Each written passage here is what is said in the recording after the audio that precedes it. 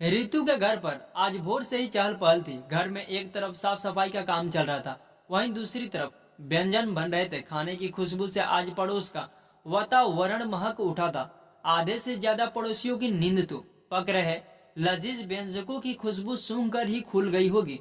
लोग बातें कर रहे थे। आज रवि की माता जी का श्राद्ध है। रवि हर साल पितृ पक्ष में माँ के श्राद्ध का कार्यक्रम धूमधाम से करता है। ऐसा बेटा तो नसीब वालों को ही मिलता है।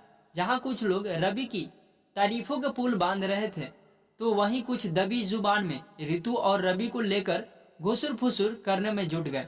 सुबह के 11 बज चुके थे। रवि के घर के बाहर भीड़ लगने लगा।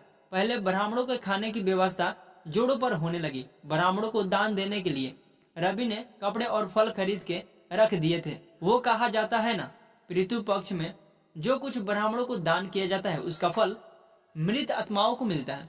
पूर्वज प्रसन्न होते हैं। सुबह से शुरू हुए हलचल के बाद ब्राह्मणों के खाना का समय आ गया।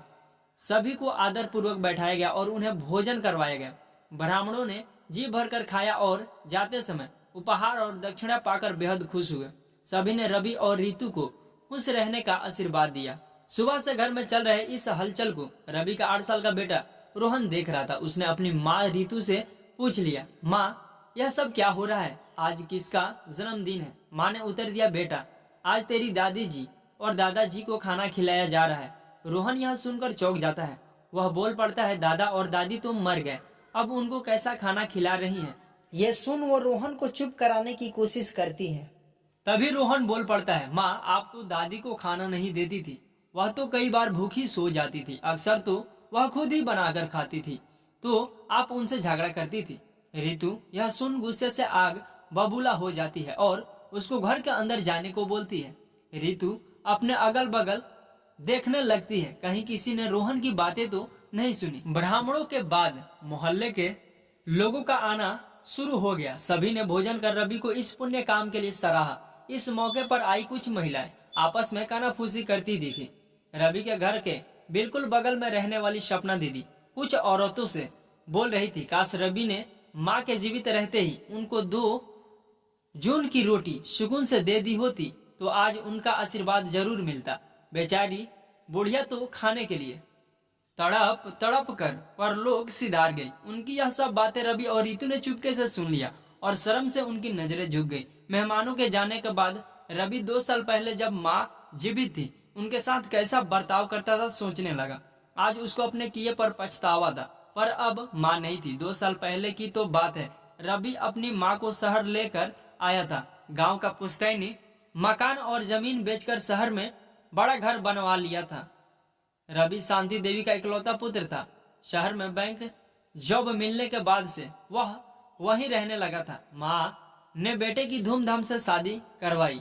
बहू शादी के तुरंत बाद ही रवि के साथ शहर आ गई। बहू के आने से शांति देवी ने सोचा था अकेलापन दूर हो गए, रवि गांव आता जाता रहेगा, मगर वह गलत थी। शांति देवी फिर भी खुश थी कि बेटे की शादी हो गई, अच्छी बहू मिल गई। रवि ने कई बार माँ को शहर चलने को कहा, मगर शांति देवी पुरखों का घर छोड़कर नहीं जाना चाहती थी। समय बीतता गया। रवि अच्छे पैसे कमाने लगा। गांव जाना उसका धीरे धीरे कम होने लगा। उधर 80 साल की Shanti Devi blood pressure, blood sugar और तमाम बीमारियों से घिर चुकी थी। रवि और रितु इस मौके का फायदा उठाना चाहते थे। उन्होंने माँ से शहर चलने की जिद की। उनको समझाया कि अब तो उनकी उम्र हो गई है, यहाँ देखभाल के लिए कोई नहीं है। शहर चलेंगी तो अच्छे से इलाज हो जाएगा और आपकी देखभाल भी, वहाँ आपका पोता भी है जिसके साथ आपका अकेलापन दूर हो जाएगा। शांति देवी बेटे और बहू की बातों में आ जाती हैं। फिर क्या, गांव की जमीन और घर बेचकर शहर चली जाती हैं। शुरुआत की कुछ महीनों में बेटे और बहू ने माँ की खूब देखभाल की, मगर धीरे धीरे वह उनकी अनदेखा करने लगे। अक्सर रवि पत्नी और बेटे को बाहर ले जाता और वहीं से खा पी कर लौटता। वहीं घर पर माँ भूखी सबकी राह ताकती रहती। कई बार रवि बेटे और पत्नी को लेकर शहर से बाहर चला जाता। वहीं माँ घर पर अकेली पड़ी रहती। बीमारी की हालत में शांति देवी ना तो कुछ बना पाती ना कुछ खा पाती। यह सब कुछ देखकर पड़ोस में रहने वाली सपना उनसे मिलने पहुंच जाया करती। उनका ऐसा हाल देखकर वह खुद ही शांति देवी को बनाकर खिला देती थी। रवि और रितु के ना रहने पर वह उनकी खूब सेवा करती। यह देखकर वह अक्सर उसके सामने रोने लगती और अपना दुख बयां कर देती थी, मानो कल की ही बात है। हमेशा की तरह रवि परिवार के साथ वीकेंड पर नैनीताल गया था। यहाँ घर पर शांति देवी की तबीयत बिगड़ी और वह परलोक सिधार गई। अपने अंतिम समय में उनके पास कोई नहीं था। हमेशा की तरह सपना दीदी उनसे मिलने पहुंची। वो बेशुद्ध अवस्था में बेड पर पड़ी थी। उनको हिलाया बुलाया तो वह कुछ नहीं बोली। सपना दीदी तुरंत दौड़कर अपने पति को बुला ले आई। उन्होंने नब्ज टटोल के देखा तो उनकी सांसें बंद हो चुकी थी। माताजी के गुजरने की सूचना आनन फानन में रवि को दी गई। माँ का अंतिम संस्कार किया गया। माँ के जाने का गम ना तो रवि के चेहरे पर दिख रहा था, ना ही रितु के लोक लाज के कारण उन्होंने जैसे तैसे सारा क्रियाक्रम कर दिया। माँ के जाने के बाद रवि सोच रहा था कि अब वो सुकून में रहेगा, मगर यह उसकी गलतफहमी थी। माँ मानो घर की लक्ष्मी थी।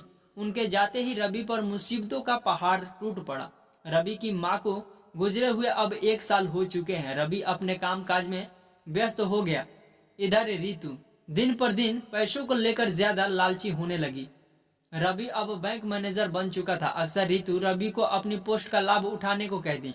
उसके कहने के अनुसार रवि लोगों से काम के बदले पैसे लेने लगा। दिन अच्छे गुजर रहे थे। रितु के शौक बढ़ते जा रहे थे। किटी पार्टी, सिनेमा, आउटिंग और दूर दूर पर टूर जाने के लिए खर्च बढ़ने लगे। मगर किसी ने सही कहा है, बुरे काम का नतीजा तो सामने एक ना एक दिन जरूर आता है। एक दिन रवि की काली करतूतों का भंडाफोड़ होता है। बैंक उस पर पैसों के गबन और घूसखोरी का आरोप लगाते हुए जॉब से सस्पेंड कर देता है। रवि पर मुकदमा चलता है और यहीं से रवि और रितु का उल्टा समय शुरू हो जाता है। रवि के बैंक अकाउंट सीज कर दिए जाते हैं, जिसकी वजह से पूरा परिवार दाने दाने को मोहताज हो जाता है। रवि पर पुलिस केस चलता है और वकील के खर्च के लिए भी उनके पास पैसे नहीं बचते। अब नौबत यह आ गई कि रितु को नौकरी करनी पड़ती है। वह एक प्राइवेट कंपनी में रिसेप्शनिस्ट की जॉब करने लगती है। हालात बिल्कुल बदल गए थे। एक समय रितु किट्टी पार्टी में अपना शो ऑफ करती थी और दोनों हाथों से पैसे उड़ाती थी। आज वह एक एक रुपए की कीमत समझ पाई। हालात दिन पर दिन बुरे होने लगे। रवि रितु को अपने बेटे की फीस भरने के लाले पड़ गए। रवि को मजबूरन बेटे को सरकारी स्कूल में भेजना पड़ा। जैसे जैसे रवि के दिन गुजर रहे थे, वैसे अपनी माँ की याद आने लगी। वह सोचने लगा कि माँ के रहते उनका जीवन खुशहाल था, मगर उन लोगों ने कभी उन्हें इज्जत नहीं की, उनको खाने के लिए तड़पाया। रवि की मानसिक स्थिति इतनी खराब हो गई कि वह बीमार रहने लगा। अब रितु पर घर का बोझ बढ़ता जा रहा था। उधर रवि पर चल रहे केस की अंतिम सुनवाई के समय आ गया। इस केस में उसे दोषी ठहराया गया और रवि को 5 साल की जेल की सजा होती है। उधर रितु का एक कार एक्सीडेंट में एक पैर कट जाता है। पूरा परिवार बिखर जाता है। अब घर की जिम्मेदारी पढ़ाई कर रहे बेटे पर आ जाती है। बेटे रोहन को अपनी पढ़ाई छोड़नी पड़ती है और वह एक कॉल सेंटर में काम पर लग जाता है। जैसे तैसे अपने माँ बाप का ध्यान रखता है। रवि जो जेल में है वह अपनी करतूत की सजा भोग रहा है और रितु को अपनी करने का फल मिल गया। मासूम रोहन को दोनों के कर्मों की सजा मिल रही थी। सच में दोस्तों, माँ बाप को कभी भी नहीं सताना चाहिए। जिस तरह रवि और रितु अपने माँ बाप को खाने के लिए तड़पाया, उसी तरह भगवान ने उनको ऐसा हालत कर दिया कि वो लोग भी खाने के लिए तड़प रहे हैं। अगर माँ बाप को खुश रखना है तो उनकी जीते जी रखो। मरने के बाद माँ बाप नहीं देखने आते। कहानी कैसी लगी कमेंट में मुझे भी प्लीज जरूर बताएं।